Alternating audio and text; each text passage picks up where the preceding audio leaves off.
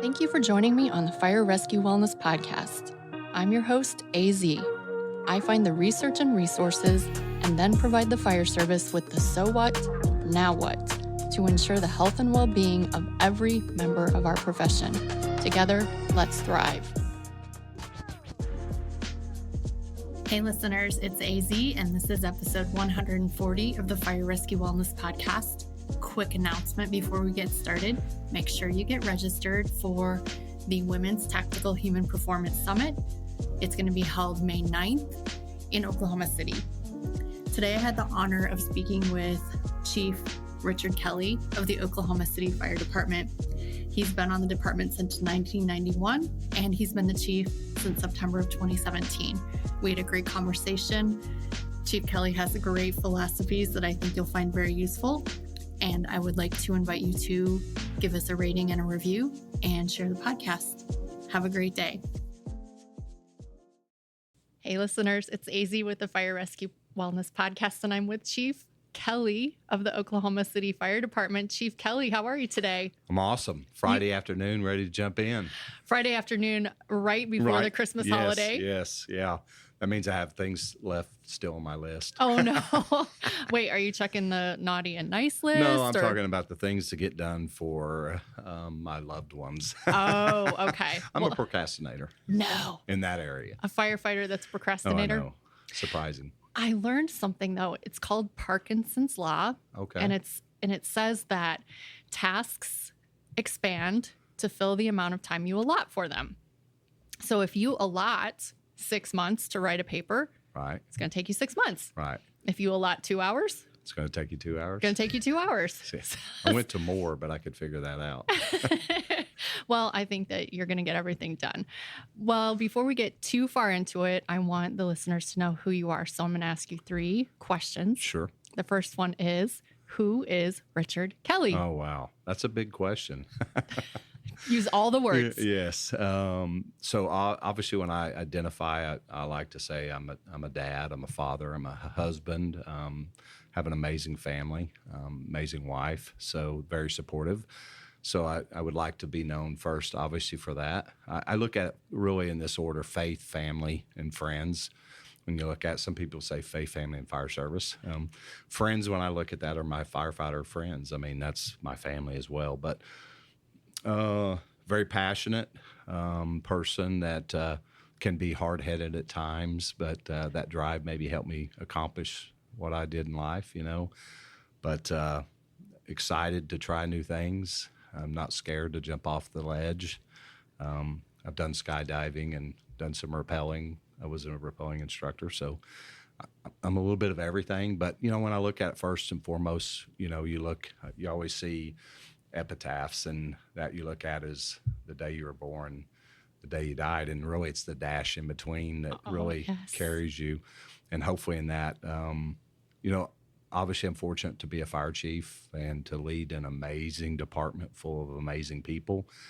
But really, when it comes down to it, I tell our people all the time, this is an incredible career, an incredible job, but we do it all for our family. So I would, when I get on these, sometimes I talk about the fire service and everything great about it, but sometimes you forget your family. So I'd like to say first and foremost, it's my family. And then I like to say that hopefully I left something when I leave this incredible job that maybe is lasting. But yeah, that's a little bit about who I am. Sounds like an amazing description of you. Can you tell me what sets your soul on fire? Oh, yeah. Challenging things. I like a challenge. I really do. I always believe leaders step up in the time of need, and when it's the easy times, anybody can lead. So I like a challenge. I like something that's different. I was actually going to college, and I don't know how I made it into college. I have a pretty rough high school years. But when I stepped into college, my uncle had helped me get into college, and he was a businessman and great man. So I felt the need to follow in some type of footsteps of business. I had no clue what I wanted to do. So I said, okay, I'm going to be an accountant. Oh, and no. When you jump in that area, and I realized I can't sit behind a desk. I want to do something that challenges me. And I had some good friends that were actually testing for the fire service, and I was like, that sounds pretty cool. And I started looking at it, and it was just like, it's a God thing. I'm like jumping in. That's what I want to do, and the rest is history. So, but I like challenging things. I like things that challenge me, that are difficult, not easy to accomplish. Wow, that is a great answer. And then the last question, how are you changing the world? How am I changing the world? I think really is just leaning in and trying to make a difference. I think, the thing we say in the fire service is you want to leave it better than you found it. I don't know if that changed the world, but I think if, you make a difference in one person, that person can make a difference in someone else, and you can force multiply and leave an impact. I think if anybody looks at changing the world as about you, you'll never accomplish it. If you look at changing the world as about the world you live in and making people's lives better, then that's how you impact a community. And that's what I look at your space and where you're at and make a difference of where you're at. You said one of my favorite words, which is force multiplier. And we're going to get back to that. But I want to hear a little bit about your career have you been with Oklahoma City Fire the entire time? So I have not. I started at the airport fire department, which is a little different. So it's kind of interesting, my story. I was testing everywhere. Back in the early 90s in the Oklahoma City Metro, unfortunately in 1989, we lost 3 firefighters in Oklahoma City in a flashover fire. From that, they created a sales tax, which added 200 additional firefighters to the Oklahoma City Fire Department. Well, with that hiring process going on and everything happening, that definitely created a space for other fire departments to hire. So the Metro was kind of in a boom, a lot of growth. So I was testing a lot of different fire departments. And actually, on my second time to test for Oklahoma City, I got what's considered, you go to your pension physical. It's the last step. Well, unfortunately, I failed my pension physical because of my blood pressure. So I have very stress-reactive blood pressure. A lot of people call it white coat syndrome. Oh, yes. So I went through everything. I couldn't get hired. And I just completed my EMT class. So I had OSU OKC, which you're very familiar with. I'd completed the first EMT class they ever had. And in my class, there were some firefighters from the airport fire department. They said, hey, we need an EMT. So after I didn't pass my physical, I went and worked at the airport a year, where I worked on everything I could. I was only 20. Wasn't like I was in bad shape. I was an athlete. I'd played sports my whole life. So I just had to refocus how I could get that down and get, past the physical. So you took another opportunity to apply for OKC. Yeah, so what year did you get hired? September 1991. And it wasn't easy. This is probably the first time I've said this openly. I've said it in my group, but the same when I went through the process the third time, of course, you go in front of the Chiefs board, you have to sell them of why, they're going to send you for that physical when you already failed it. And, I was able to accomplish that. They sent me the physical, and I failed it again. No. So they told me to come back in a week. Luckily, it wasn't the next day. In that week's time, I actually spent probably $700 or $800, and I went to a cardiovascular doctor myself and said, run me through it. And I went through everything, passed, flying colors. He said I ran on the treadmill longer than anybody had ever done, except like a 16-year-old cross-country kid. So I took all that paperwork with me, went back, and basically just said, hey, this is everything I've done. And they let me go through, and rest is history.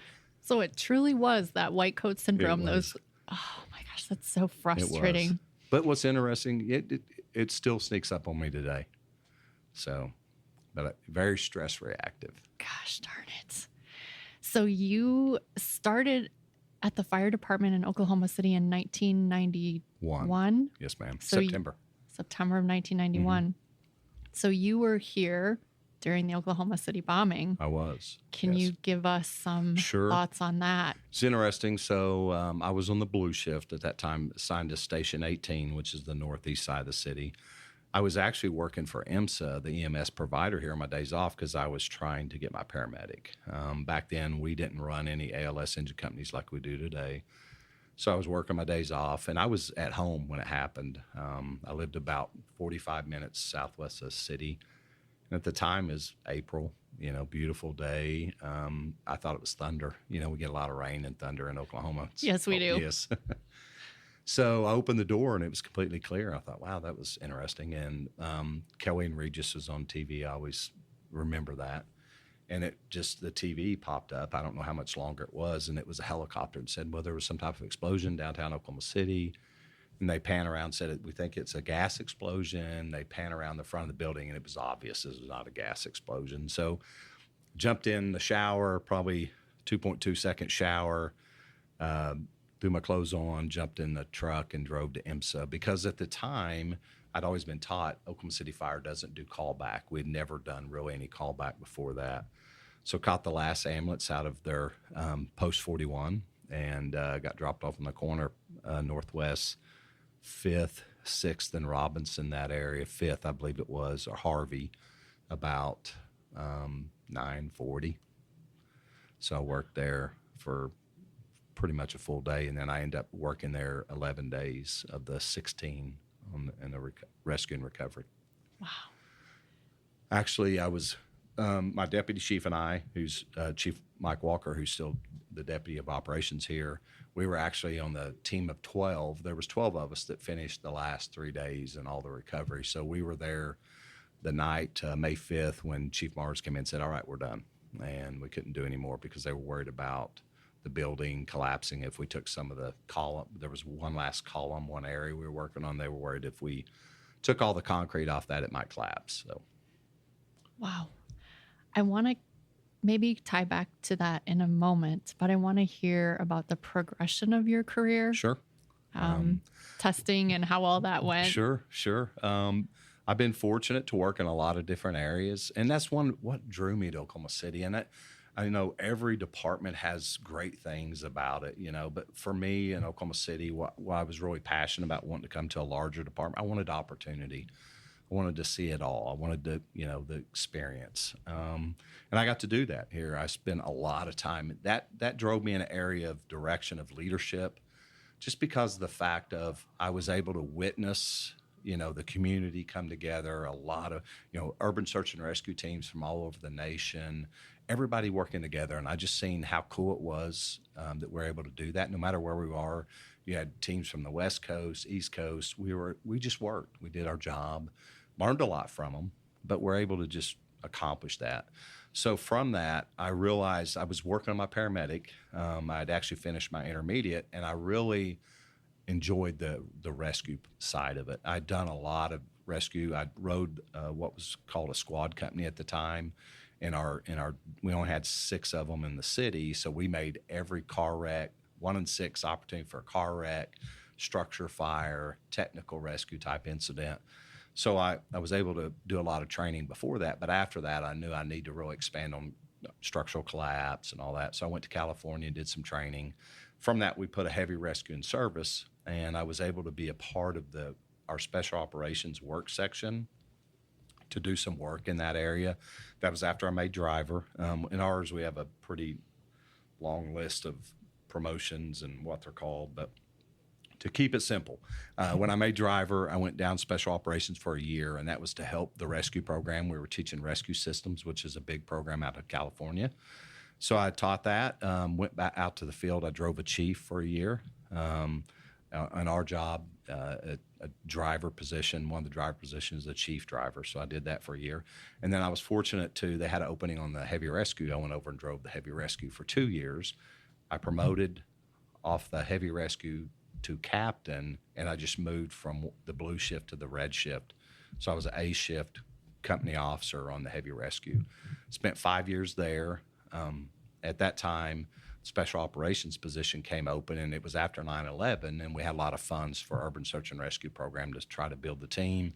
So I went to special operations as a special operations coordinator, and I was able to build our urban search and rescue team. So we used funding from the 9/11 tragedy to build Oklahoma Task Force 1, which is Oklahoma City Metro and Tulsa Metro, to create a Type 1 FEMA level urban search and rescue team. So I was able to build that with RB Ellis out of Tulsa. So that was something I was super proud of. I'm a rescue person through and through. After I left there, I went back to AITS for a little bit, and I became the station officer there and went from there to a ride-out position. And ours, a district chief is allowed to pick their ride-out. And it has to be a company officer that's actually meets all the requirements to be a district chief. So I went and rode out for chief for a year, made chief, battalion chief from there, went to district 603, spent 5 years there, came downtown as the 601, which at the time was kind of like a shift commander. Spent a year and a half there, and then I promoted from there to deputy chief of support services. I was there about 4 months. And then the operations chief left, and I moved over to the ops chief, and I was there about a year and a half, and then Chief Bryant left. He was the chief prior to me, Chief 20 for our department, and he went on to be the U.S. Fire Administrator. He was appointed by Donald Trump as the U.S. Fire Administrator. I stepped into the role September 2017 and been the fire chief ever since. So Here you are. That's my whole career. Wow.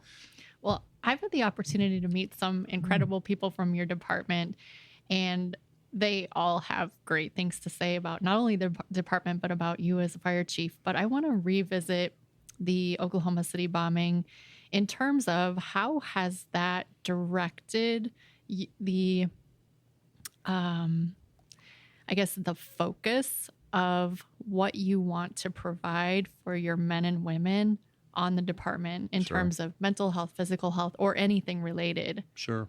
I mean, it obviously helped codify what we do. I think we made some mistakes. Unfortunately, I mentioned earlier we lost 3 firefighters from a flashover fire. From that, we created our first critical incident stress debriefing team. So we were fortunate, if you will, when the bombing happened, we had a team in place. We had a chaplain. We had things that could help us. And we really focused in that area after the bombing and during. So people would have to go through stress debriefing, and we made them go through it, and we learned, now probably wouldn't handle it the way we did then. But I think there was a lot of things, good intention, that helped us in that, helped us improve. But that really showed the focus, or really opened my eyes on the necessity for not just the physical health, but the mental health of your firefighters. And unfortunately in the fire service for years, it's kind of been just suck it up, you need to deal with it. And, that made the greatest generation that ever happened in World War II that we talk about, maybe that was learned traits. You come back, you deal with it. And we've really seen that that's not the best way to deal with it. And so for me, I was able to learn from that. We had some failures in that where we could do better. And along the way, we just realized, hey, we have to take care of our people. Our most important asset is our firefighters. We're blessed that we have the best equipment, best PPE, best apparatus. But if you can't put the best people in that's able to function at the highest level, then what good is all the equipment? So it's helped me learn over time. And some of this, I'll say, it's not me. We're blessed that we have an organization that has really fostered that throughout our career of, Chief Brian always said, every day's a training day, every day's a physical fitness day. And it's so important how they wrap together, so it helped me understand that and really try to take it to that next level. And I think that's what we all do as leaders, and that's where I'm at. I know and I believe the next fire chief after me will do bigger and greater things than I am, and so forth. We want that every year of continued growth. As leaders, we can't just get in our position and go, hey, things are good, let's just maintain. It doesn't happen that way. So the bombing helped open our eyes of collaborative efforts, how we work with others, how to take best practices. We send people everywhere training, and we can't send everybody, but we go to FDIC every year, FRI, and we look at every conference we can. And I listen to podcasts. I listen to your podcast and tons of podcasts out there, so we can hear different trains of thought and be able to take those and mold that into where we are today. And I think the bombing helped us understand that we're not in this alone. It's a team effort, it's a collaborative effort. And so that's a big thing of being open to that, you don't have to know everything, but there's opportunity out there if you'll open your eyes and open your thought process to bring things in to make you better. what is it they say? If you want to go fast, go alone. If you want to go far, bring resources. One of the things that you are providing now, as of summer of 2022, if I remember correctly, is an in-house embedded licensed clinical social worker. Yes.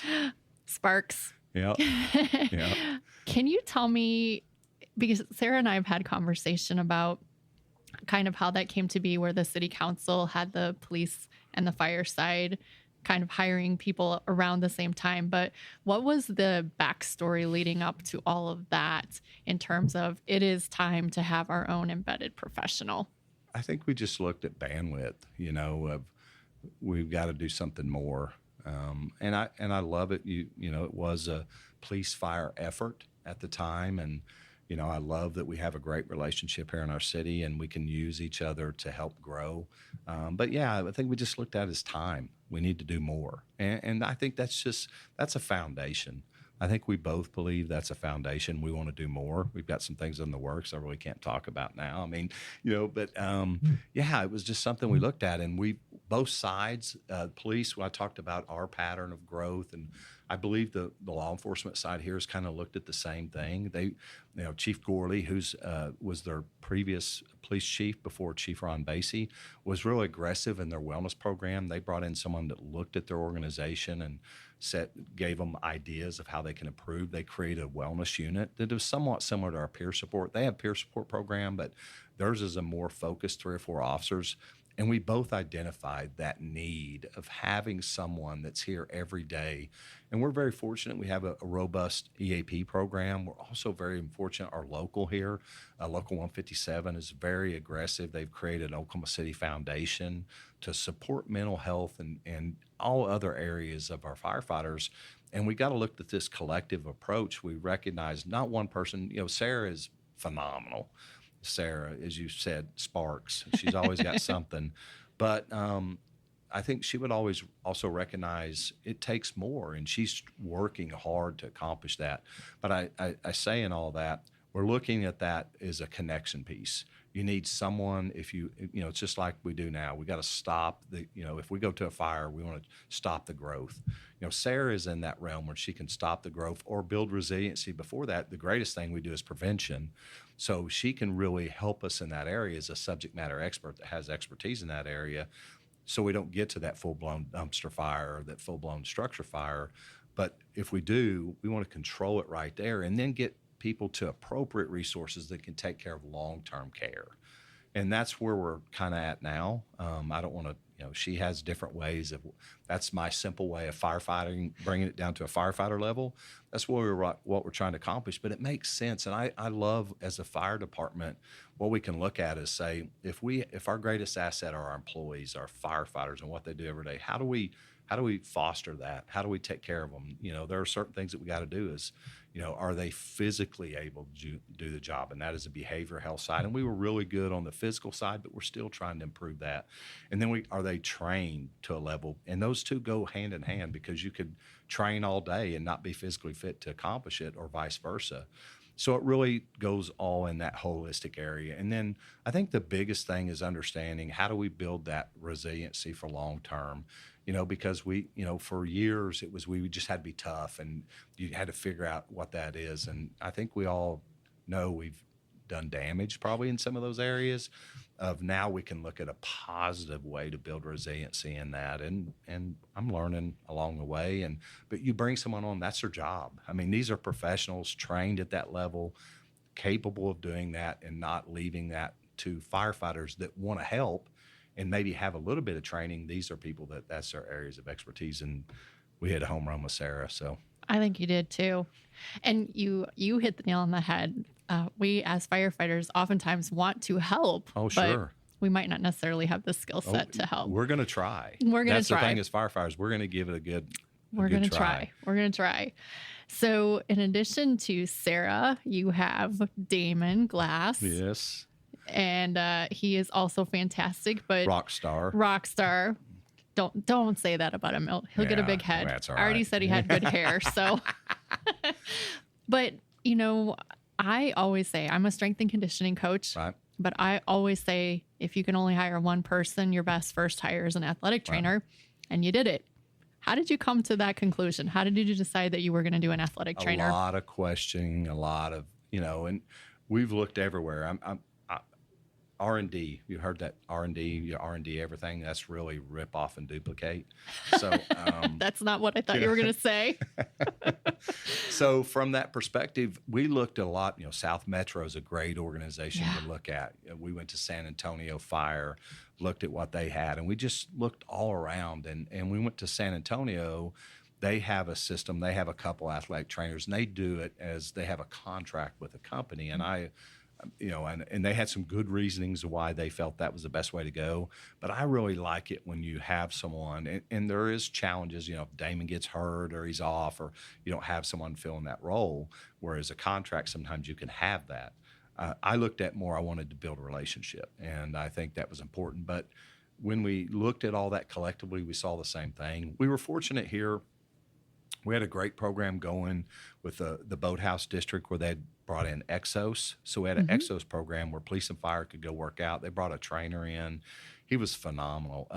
We became friends. Emeka, he actually, I think, is working now maybe for the Houston Rockets. Oh, wow. But he was here, and he went to out to Arizona. So at first we were thinking strength conditioning because that was his background. But as we really looked in that, we knew that that was an important area, but the athletic trainer side kept coming up of they can do so much more, and dealing with that resiliency, but also making sure that we receive the appropriate care and are being treated like athletes, and that just was one of those. We looked at it, and that was the direction we went.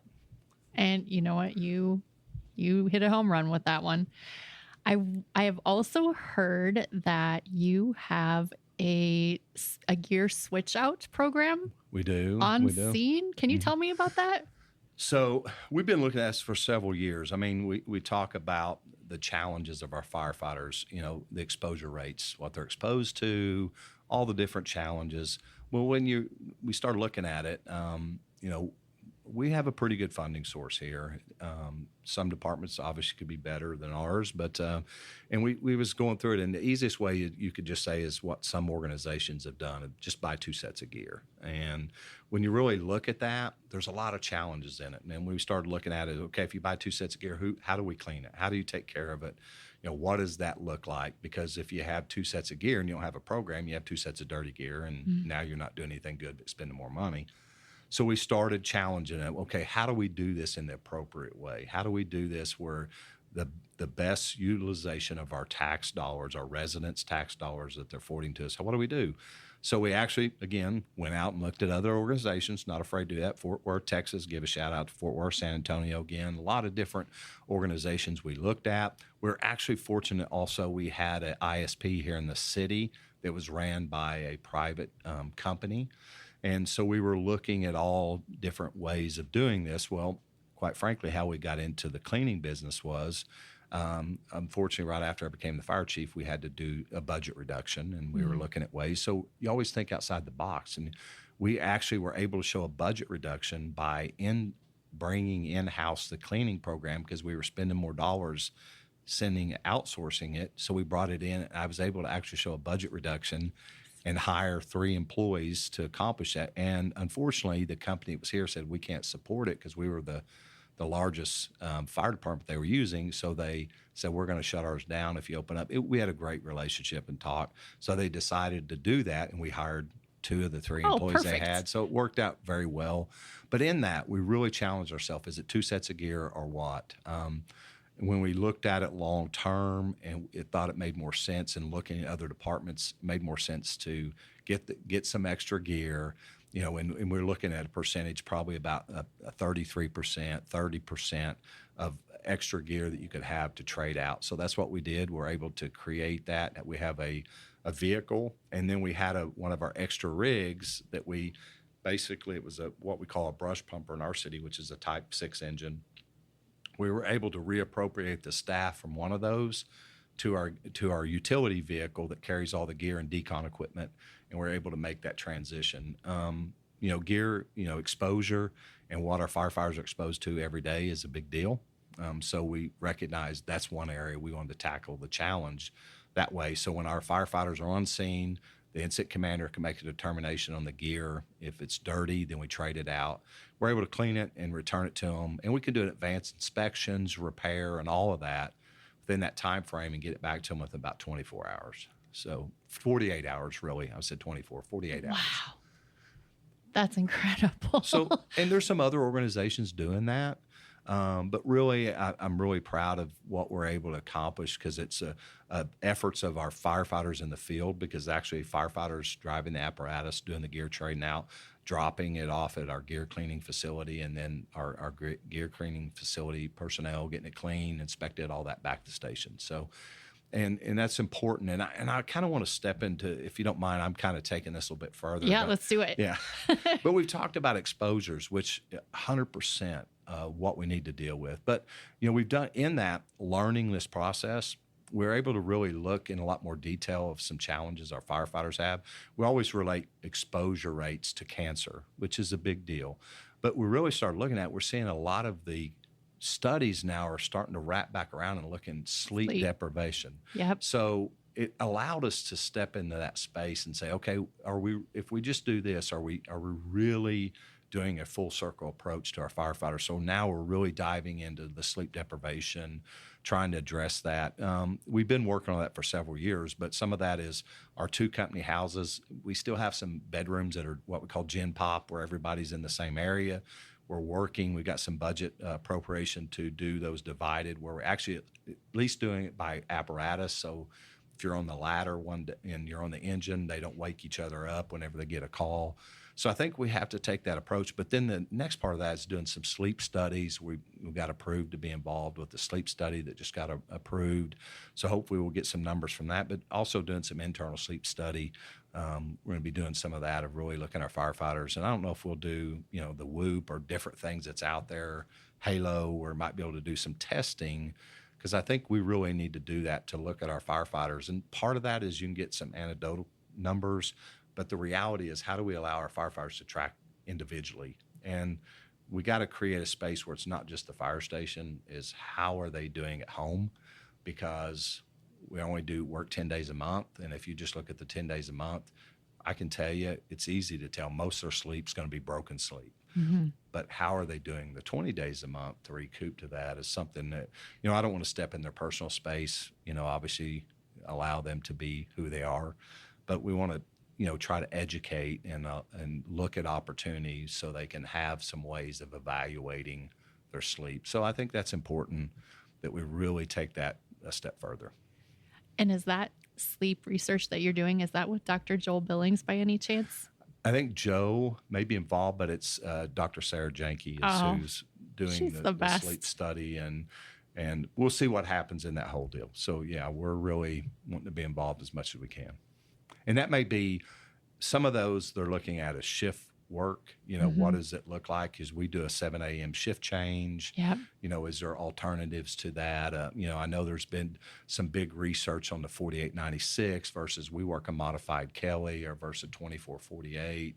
And I think there's a lot of different things. I'm leery because if you look at sleep right now, they say sleep cycle for your circadian rhythm, the 4896 is one of the better ones.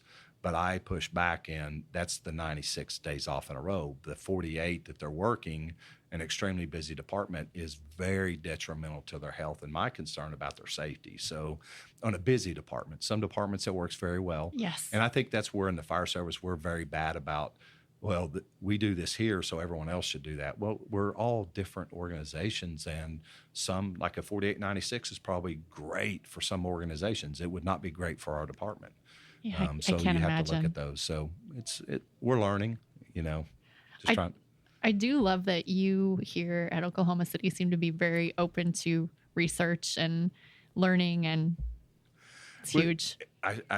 We talked about it earlier. I tie that back to bombing. I really do as an organization. We've been very open as an organization, but I think it created a culture within our organization of being open to ideas. It doesn't have to be this way because, we're the largest department in the state, and that all that means is we're the largest department in the state. Doesn't mean we know anymore. There's some great fire departments, one-house fire departments all the way up to 10, 20. we all should learn from each other and learn opportunity, but we also should be reaching out. What is best practice? Now, I know you don't want to change just to change, but if you're not challenging what you're doing every day where you can get better, then I think we're failing as an organization. Yeah, I think you're missing a big piece when you're not looking at least best practices. You have to. So I have one more thing that I wanted to talk to you about, which is your newer program, your mobile integrated health unit? It is. Yes, ma'am. Yeah. Can you tell the listeners about it, because it's really exciting? Sure. Again, one of those R&D programs. So, and I'm not, and that's what's great. You reach out to fire departments and they're so open and accommodating. So I'm not afraid again to say we looked at a lot. We talked with Tulsa Fire, obviously very good friends with Michael Baker, and they have a great program that they're doing in Tulsa. We went to San Antonio, Houston. We looked at what Colorado Springs is doing. We've had a lot of conversation with Albuquerque, New Mexico. Our Flagstaff, I believe, was I said Albuquerque, but a lot of different departments, and they're doing a lot of great things. So what we did is we took all of those collectively and tried to bring back in what we thought would work best in our area. So, and then the other side of that is working with the Oklahoma City Police Department. Again, a great relationship there that allows us to co-respond in these situations. And basically, we hired 27 personnel. We have a program manager, and she's like Sarah, Lori Brown Loftus. She's like Sarah and Damon, these outside people that brought in that have a great expertise. She's a licensed clinical social worker. Her and Sarah worked together years ago, but Lori's phenomenal, and she is just hit the ground running, brought in some incredible people that are from that community, behavioral health specialists, other clinicians, what we call in the state here case navigator 2, and that's people that I believe are bachelor level personnel that have experience in the behavioral health field, and then teamed up with what our teams are designed, what we call crisis response teams. Those are individuals that respond, 2-person team, a behavioral health navigator and a mobile integrated healthcare paramedic, and they co-respond together as a team, and they're called crisis response teams on high acuity 911 calls. So we respond with law enforcement, fire, IMSA, and we are there for that behavioral health aspect. And the great thing is we're able to actually there's certain incidents through the CAD program that will flag and dispatch us, but they're also a proactive approach. They're on the police CAD, and they can just self-assign. So a lot of times they see check welfare and those that they can look at through the call notes and recognize we should respond. And they're doing a fantastic job. We just did a soft rollout. We've only been at it about 3 weeks, but been very active. A lot of great feedback from law enforcement, from those that we're run in with. But then we're also expanding that. Part of that, we'll also have a crisis call diversion program. So we'll have a navigator and a clinician in the dispatch. So we're able to take, if a 911 call comes in, we can immediately connect them to someone to deal with crisis. And if you look at a lot of the numbers out there, the data shows the majority of incidents where you have some type of crisis in that can be handled by just talking to a professional. And we have some programs that we're using. Good Sam app. Have you ever heard of Good Sam? I haven't. It's phenomenal. It's a great app that allows you to do that one-way video feed. It's got some areas that allow you to get some actual respirations and pulse by looking. If it pops you up, wow. They can get a pulse and respiration off someone. But also allows us to use it in that space, or also in a structure fire or something like that. We use it in a lot of different areas. But it allows us to leverage technology to provide a better response to someone. And what's exciting, I think we'll be able to minimize the amount of calls that we have to go on, because they can connect to a professional and deal with them in their community, in their space. A lot of times, if you can take care of the person at home, make sure they have a plan, help them through that, connect them to resources, then we can accomplish what we need to. And that's, obviously help that person as they're in that challenging situation. So really excited for that program. We also have a component of that we'll be doing, dealing with high call volume utilizers, are those individuals that just need connection to resources, whether it be food insecurities or healthcare insecurities. A lot of times if we really dive down into why we run on people constantly in 911, they don't have a primary care physician. Their healthcare services are the ER. And we all know ERs do a fantastic job, but their job is to stabilize and release or put them in the hospital, but there's no follow-up. And so hopefully in this programs, we can start connecting them to nonprofits, areas that provide that long-term care where you can help someone through these crises and help them in that. So to me, it's more that public health arm of the fire department that really, when we look at, we've been doing for years. It allows us to really have this outreach side of this to really be involved in the community. Chief, I think that this is possibly the solution to so many issues. And in terms of, I just remember going on the same call over and over and over for someone that fell. Sure. They refused to go to the hospital. They're uninjured, but they just don't have anyone to come pick them back up. But what they really needed was resources. It is. And, for the fire, where that becomes frustrating for us as firefighters is we want resolve, and when we feel that person that calls all the time, it can create even a burnout or frustration in our firefighters because our organization's a busy organization, just like many firefighters across the U.S. are very busy organizations. But when they show up, they want to help somebody. And the frustration comes when they feel like they're just making all these calls and they can't help them. There's nothing there. There's no resolve. So it creates a level of frustration that why am I doing this? And, not making a difference because we get in this career path to make a difference. I think this is something long-term. We'll see that because, the perfect world, we see this roll into really appropriate responses based off technology to see, through that, I was talking through that program, you can see what is actually happening to the person, rolling that out to appropriate response, whether it be telemedicine, whatever that may be, that we're actually now sending that, not having to send a box and a fire truck and a police officer when they don't need that. And so we may not be there, but I think this is the leverage of technology to get us to where we're doing things. And that leaves EMS and fire and law enforcement for those critical ones where we're needed. And it's not going to take away all those lower acuity type calls, but I think it can help us provide the appropriate response. I think it's amazing. And I think that hopefully within 10 years, maybe a lot more agencies will be doing it. They might be responding on me in 10 years, so who knows? We always used to joke when we would go to the nursing homes in the middle of the night, we would joke and say, you're going to be picking me up in a few years. Yeah. Unfortunately. Well, what other things are on the horizon, if there's anything that you can share that are on the horizon for OKC Fire? We're always constantly looking where we can improve and grow. And, probably outside of this space, we're big right now in the DFR program, drone as first responder. So we're really excited about rolling out a pretty significant DFR program that we'll have in the next 5 years. We'll have 50 docking stations throughout the city that be able to do the XY coordinates response on an incident, depending on what type of incidents, to get real-time feedback. So we're really excited about that space. And everything else is just constantly, growing and challenging ourselves. Again, we talked a little bit when we first started of, I think we look at our healthcare, our physicals for our firefighters, really interested in what's going on South Metro and their cardiac program. And we're looking at that. And again, I'll give credit where credit is due.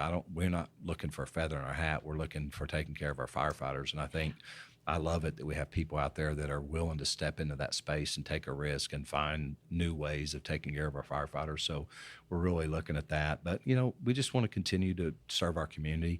Our vision statement's building a premier fire department, and we look at that, and it involves, in our vision statement involves risk reduction, innovative or emergency response, and inclusiveness.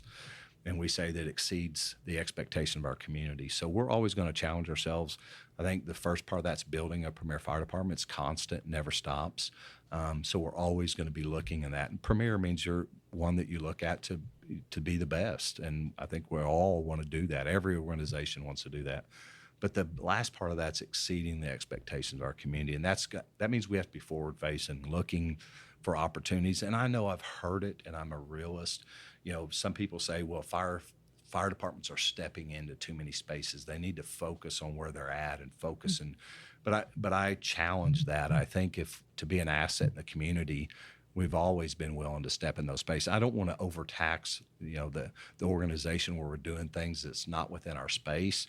But I think if we look at these areas and we bring subject matter experts in and we really build that team, just like we have Lori, Mobile Integrated Health, and Damon, an athletic trainer, and Sarah in the clinician space, we're able to do those things and let people that's what they do. It's not firefighters doing it. These are subject matter experts, but we can use that opportunity to provide the highest level services to our community. So that's kind of where we're at. We're just going to keep moving forward. I feel like you're doing it, Chief. Well, I always end the podcast with a discussion about dogs. Sure. Do you have any dogs? We do. Oh, yeah. Goodness gracious. Oh, yeah. Please tell me more. We have a rescue. Tanner, I always call him Tanner Dean. So, but Tanner, he's a Corgi Australian Shepherd mix.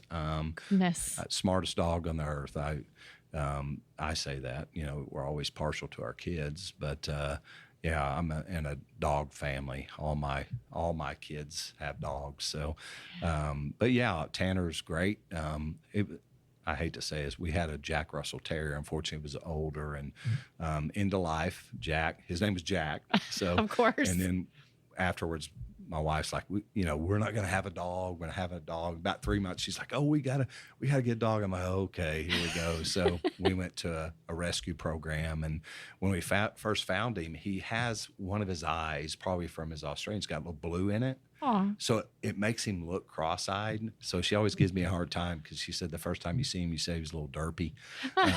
But he is the smartest dog. My wife, he does 10 tricks. He has the play drive, with the herding drive that he has, but he's the coolest dog ever.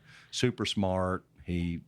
My wife will say, I'll be on the couch and she'll go say, Tanner, go sit by Dad. He'll jump up on the couch, sit by me. So he's such a smart dog. My wife always sits in a chair in the morning. We have 2 chairs, kind of her space where she does her meditation and prayers and all that. He jumps up over and sits right next to her. So he looks at me because I'll come in, and especially Saturdays and Sundays, I'm like, that's my chair. And he kind of looks at me like, what are you? And I'm saying, hey, buddy, I got to sit down. But he's a super cool dog. You are my 3rd guest in quick succession with Corgi or Corgi mix. Right. I haven't had any other guests other than you 3. So that's incredible. Well, Chief, if you had any final parting words for the fire service, sure, what would you give them? That's good. Make a difference. Make a difference. And it's, I've said this many times. A lot of people thinks a successful career is about rank and moving up in the organization, and it never is. It really is, did you make an impact where you're at? Doesn't matter if you're a backstep tailboard person all the way up to the fire chief, which I'm blessed to.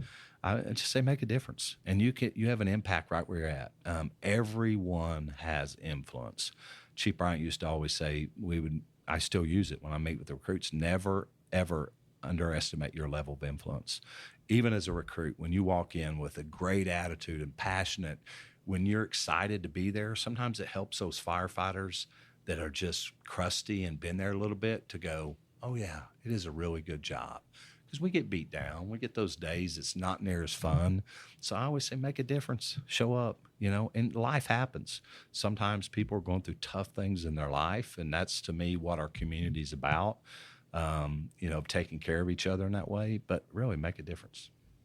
I think that's great advice. And I believe now you should probably go do your Christmas shopping. So AZ and Chief Richard Kelley are officially out. Thanks, Chief. Thank you.